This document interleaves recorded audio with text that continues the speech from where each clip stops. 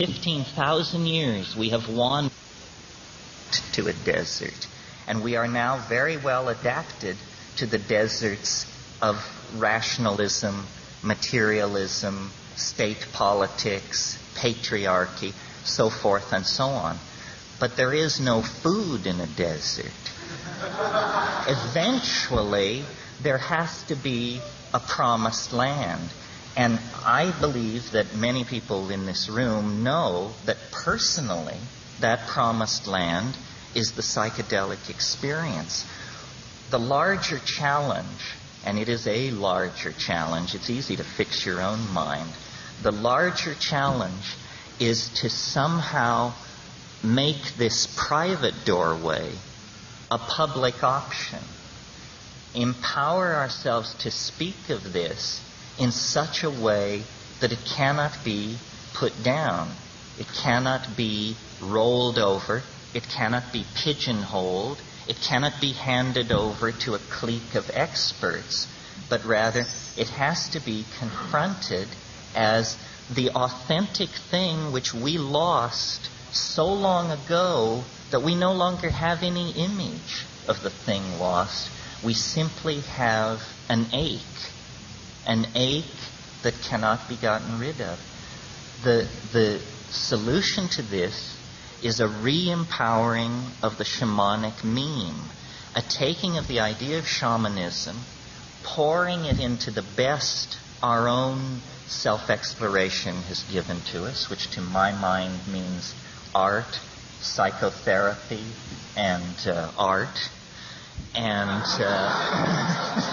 to try to empower these institutions to give back our authenticity that was lost. The cultures that possess shamanism function, the entire culture, as a shamanic model for those of us who wander in the prodigal's desert of materialism. And through the work of people like Gordon Wasson and Richard Evans Schultes, and in the 19th century Richard Spruce, the tools have been cataloged, the magical plants. And I don't believe that shamanism without hallucinogens is authentic shamanism or comfortable shamanism. Now, this is a great debate in anthropology.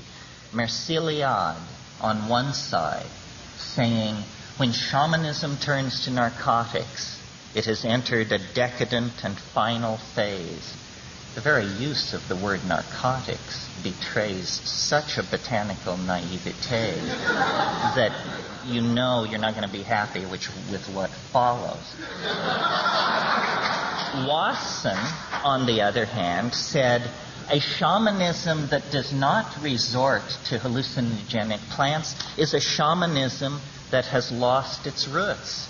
A shamanism that relies on ordeals, pathological personalities, and withholding of food is a shamanism that has lost a sense of its techniques and its efficacy. So the last thought I would like to leave with you is, and I hope I'm preaching to the converted, but if there's a single person in this room who doesn't know what I'm about to say, then it's worth repeating. And that is, we are not bullshitting you. This is not yoga. This is not NLP, not to knock those things. This is real. It is so real that you can take the most hardened, rational, reductionist asshole and drop him into that environment, and he will meet his maker.